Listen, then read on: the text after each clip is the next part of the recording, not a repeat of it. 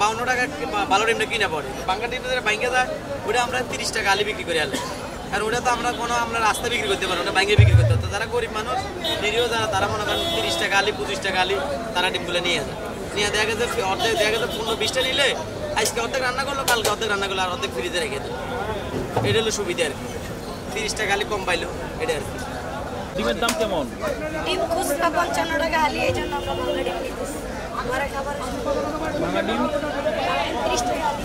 30 টাকা আলি। ডিমের দাম তো একটু বৃদ্ধি পাইছে। 55 টাকা আলি, এই কারণে আমরা এই কারণে আমরা বাংলা ডিম নিতেছি। ভাঙা ডিম কীভাবে কী করবেন? পরে বাইজা ভাঙা ডিমের হালি হচ্ছে 30 টাকা। 30 টাকা করে ঘরে খাবারের জন্য।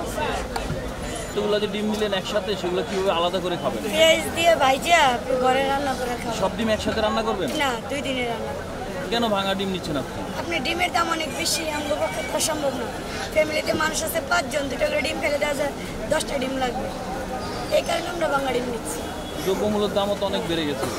ডিমের দাম বেশি কারণে এই কারণে বাংলা ডিম নিচ্ছি। কম পাওয়া যায়।